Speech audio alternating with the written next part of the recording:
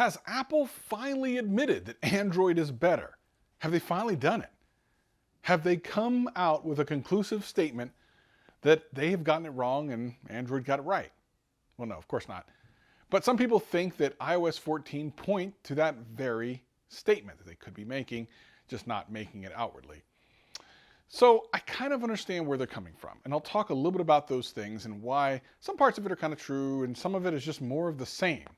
But how ultimately Apple is just being Apple and just trying to make their products better. Now, side note, some of you may know that I normally wear my merch in my videos, and this is actually the logo from my podcast, Gadget Cast, which I do with Greg from Greg's Gadgets. Links in the description below. It's really awesome. We're going to talk about this subject and many other subjects to come. The reason I bring it up is because the show is the fastest growing tech podcast anywhere on the internet.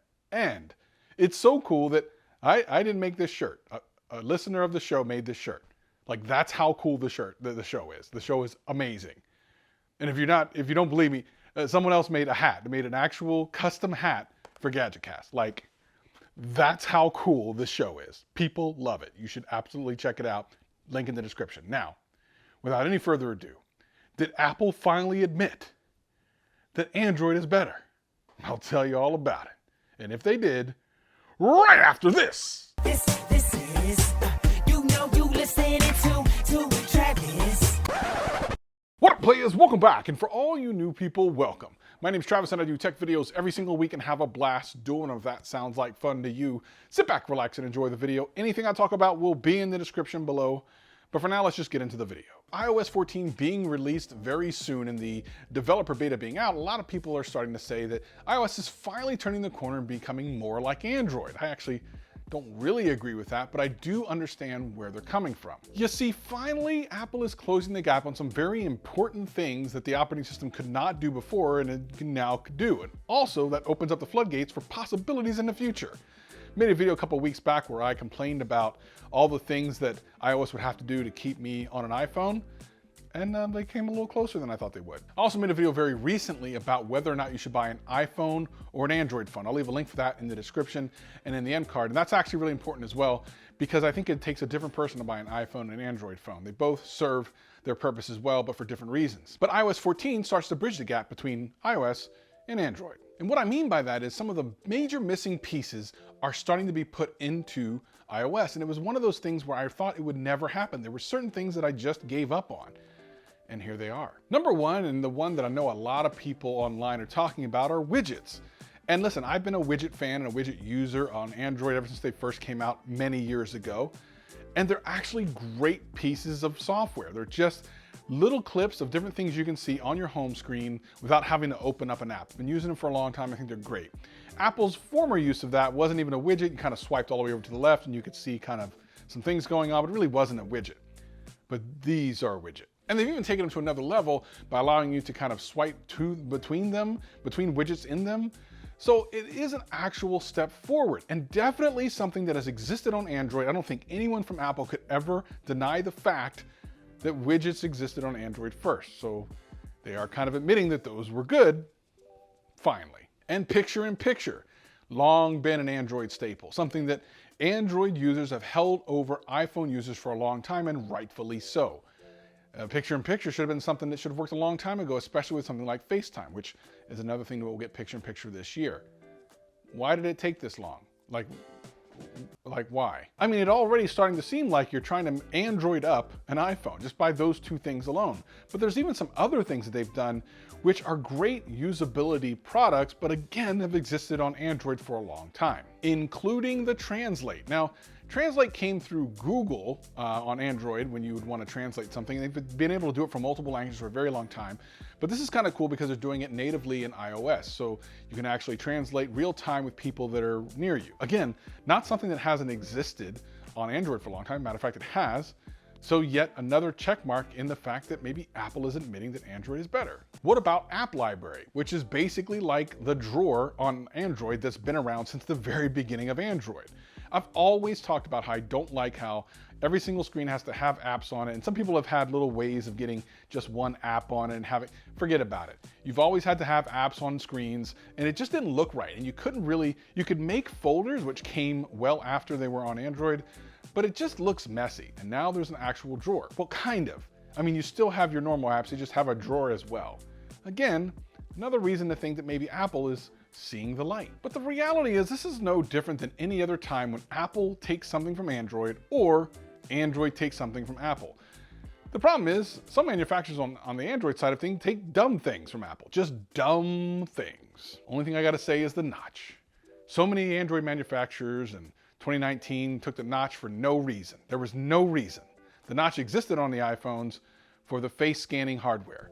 And some Android phones just put a LeBron James notch in it. That's all they did. They just put a notch on there just cuz. And while it took a long time for iPhone to get things like wireless charging, which again you could say is admitting that Android was right, they did it in a way that was kind of thoughtful and moved the needle for a lot of businesses that were going to implement wireless charging but did it in a very fast way after the iPhone did. And let's be clear, these are not implemented the same way that they are on Android. For example, the widgets aren't like full size. You can have like full screen widgets on Android. You can do a lot of different things with those. These are very specific. Same thing with picture-in-picture. Currently, it only works with a certain amount of programs. I'm sure that will expand over time.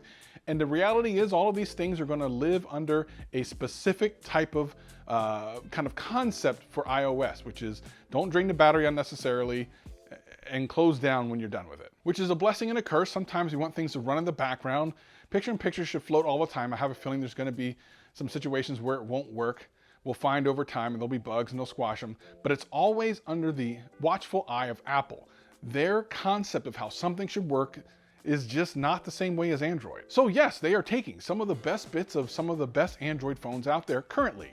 And these are actually good things. It gives me hope for things like split screen multitasking, which still have not come to the iPhone. And while it doesn't look like it will, because they do it on the iPad and they might think that splitting a smaller screen is against some type of customer experience, the reality is they're doing things now that we didn't think they would do. So is it possible there's a change at Apple? Unlike Apple of old, this kind of proves that they're listening and paying attention and seeing what works on the competitor's device and maybe try to bring it over to Apple. Are they legitimately looking at the competition and thinking, hey, there are real reasons why there's certain things on Android that we literally should do, and maybe put our own spin on it? And trust me, all of these things are not just direct rips from Android. They are straight up appled. That's a new term, appled. And in case you're wondering, yes, it goes the other way. I mean, we've seen stuff on Android that's been taken from iOS for years. There's been lawsuits going both directions for billions of dollars. We've seen this time and time again. It's crazy. So yes, they both take from each other. Good people borrow, great people and artists steal. I know you've heard that before somewhere, and that's kind of what's going on most of the time. But stealing legally, whatever that is. When I hear people talk about Android stealing from iOS or iOS stealing from Android, I kind of just blank out. I don't care about that stuff. Don't you want a better experience in general? Like, I don't really care as long as it's legally done if someone borrows from another. Like, why should I care? I just want a better experience all around, and I think you would want the same.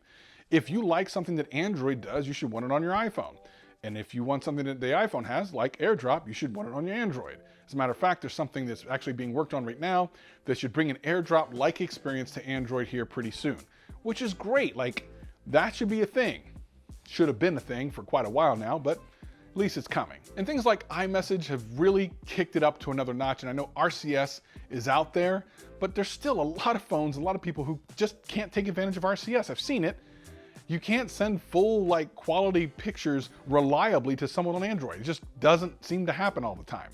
And I know that a lot of you out there in the comment section say, yes, it does for me. Yes, it does for me.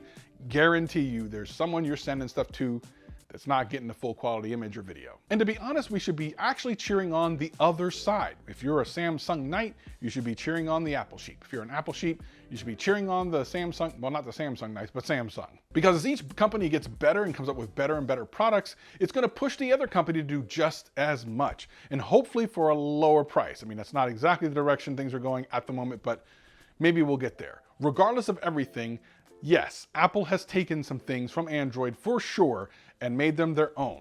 And that's not a bad thing. And no, Apple's not becoming the next Android. Not even a little bit. It's still as locked down as ever. That's not gonna change. They're making way too much money doing what they're doing.